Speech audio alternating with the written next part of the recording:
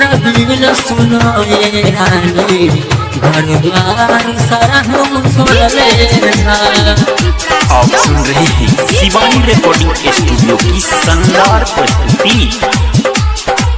Singer by Sadanand सुहाना।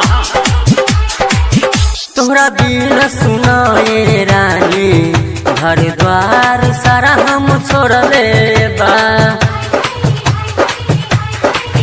तोहरा बिन सुनाए रानी घर द्वार सारा हम छोड़ले बा।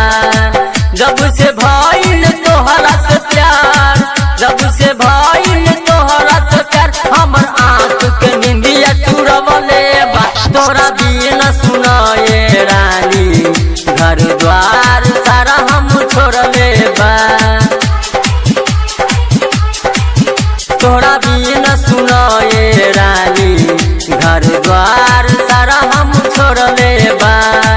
जब से भइल तोहरा से प्यार, जब से भइल तोहरा से प्यार, हमर आँख के निंदिया चुरवले बा। तोहरा बिन सुनाए रानी घर द्वार सारा हम छोड़ले बा। म्यूजिक डायरेक्टर देवीसन बबुआ। तोहरे बाटे मोहनी मूरतिया दिल में हमारा भागहिलू। तू तो बताब ए जान कब न हमसे जुदा होइबू। तोहरे बाटे मोहनी सूरतिया दिल में हमारा भागहिलू।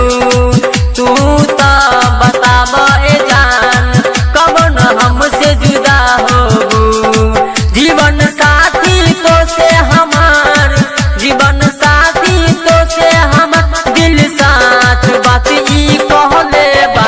तोहरा बिन सुनाए रानी घर द्वार सारा हम छोड़ले बा।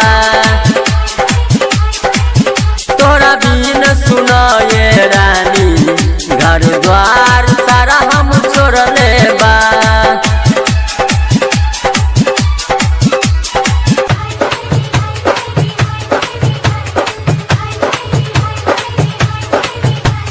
सपना तोहर देखत बानी दिन औरी रात में, कब मिलन होई रानी हमनी दुनू के साथ में।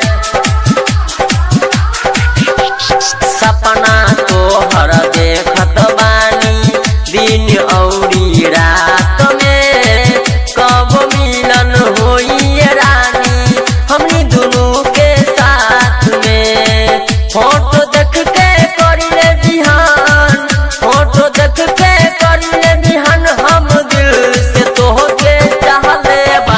तारा बिन सुनाए रानी घर द्वार सारा हम छोड़ले बा।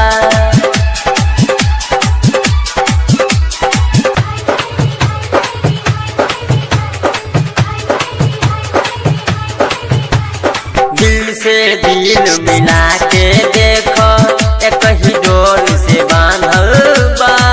प्यार के धोखा न दीह तोरे पे आस लागल बा। दिल से दिल मिला के देखो एक ही डोर से बांधल बा।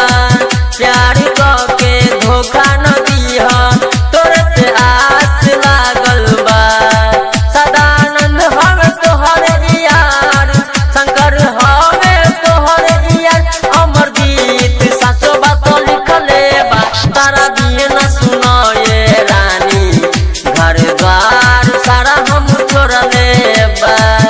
तोहरा बिन सुनाए रानी घर द्वार सारा हम छोड़ले बा। Recording by Shivani recording studio Benipatti, जिनका मोबाइल नंबर है 76 73 88।